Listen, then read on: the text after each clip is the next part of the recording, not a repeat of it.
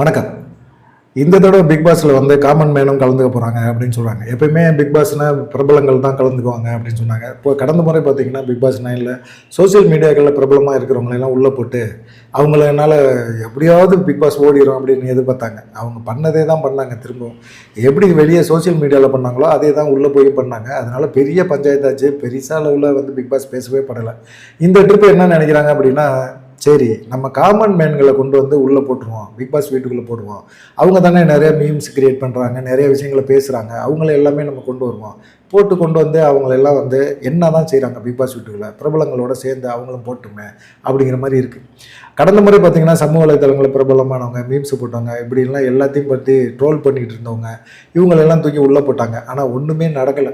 அதான் ரொம்ப இதாக போச்சு.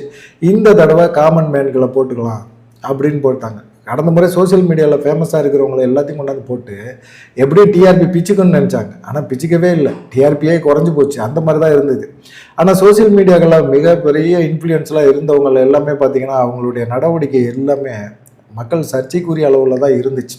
அதுதான் மிகப்பெரிய ஒரு இதாக இருந்துச்சு. அதுவும் இல்லாமல் அரோரா வந்து தான் டைட்டில் வின்னராக கொண்டு வரணும் அப்படின்னு சொல்லி பிக் பாஸ் டீம் முடிவெடுத்தாங்க. இதெல்லாம் வந்து மக்களுக்கு வந்து மிகப்பெரிய ஒரு கொதிப்பை ஏற்படுத்துச்சு.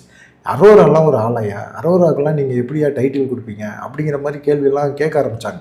சோசியல் மீடியாவில் வச்சு கிழிச்சு இருந்துட்டாங்க. ஒருவேளை அரோரா கொடுத்தோம்னா நம்ம டீமில் ஏற்கனவே முடிவு பண்ணி தான் பிக் பாஸ் வீட்டுக்குள்ளே உள்ளே விட்டோமோ அப்படிங்கிற மாதிரி ஒரு எண்ணம் எல்லாத்துக்கும் வந்துடும். மக்கள் வந்து பிக் பாஸ் பார்க்காம விட்டுருவாங்களோ அப்படிங்கிற ஒரு எண்ணத்தில் தான் கடைசி நேரத்தில் அரோராவுக்கு கிடைக்காம பண்ணாங்க அப்படிங்கிற மாதிரி இருந்தது.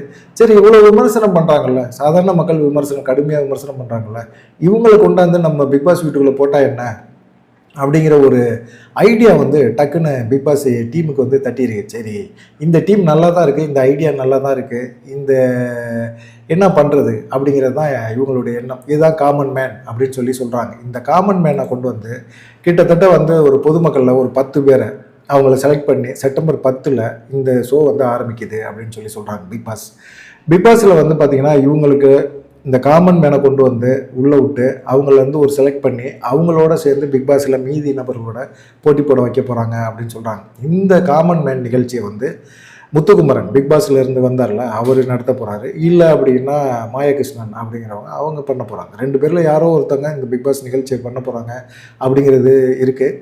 இதில் முதல்ல வந்து செப்டம்பர் 10 இந்த காமன் மேன் நிகழ்ச்சி தான் நடக்கும். அப்படியே பிக் பாஸில் வந்து டைட்டில் அந்த வர்றவங்க இருக்காங்களே ஸ்டாருங்கள், சினிமா நடிகைகள், அப்புறமா ஸ்டாரு, விஜய் டிவி ஸ்டார்ஸு, இவங்களோட சேர்ந்து அவங்களும் வந்து பயணம் பண்ண போகிறாங்க அப்படின்னு சொல்கிறாங்க. ஏன்னு கேட்டிங்கன்னா இந்த ஐடியா என்னென்னா, சோசியல் மீடியாவில் இருக்கிறவங்களை கொண்டாந்து உள்ளே போட்டு கடந்த முறை பார்த்திங்கன்னா டிஆர்பி ஏறும் அப்படின்னு எதிர்பார்த்தாங்க. டிஆர்பி ஏறவே இல்லை. ஏன்னா அவங்களுடைய ஃபாலோவர்ஸ்லாம் நம்ம வீடியோ பார்ப்பாங்க, நம்மளுடைய பிக் பாஸை பார்ப்பாங்க அப்படின்னு பார்த்தாங்க. நிறையா வந்து நெகட்டிவ் கமெண்ட் தான் அதிகமாச்சு. அவங்கள ஏன் கொண்டு போய் உள்ளே விட்டீங்க அப்படின்னு சொல்லி தான் பேச ஆரம்பித்தாங்க.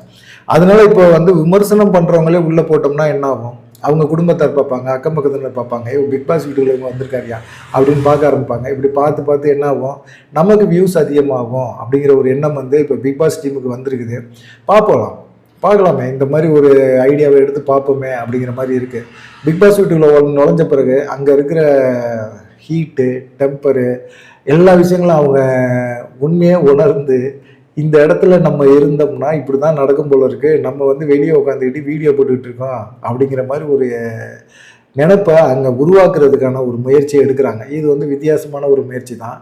பார்க்கலாம் என்ன நடக்கும் அப்படின்னு சொல்லிட்டு. பிக் பாஸ் வந்து இப்போ மிகப்பெரிய ஒரு நிறைய எதிர்பார்ப்போடு இருக்குது. அது இல்லாமல் கடந்த 2 முறை வந்து விஜய் சேதுபதி நடத்தினார். கடந்த முறை நல்லா தான் இருந்துச்சு.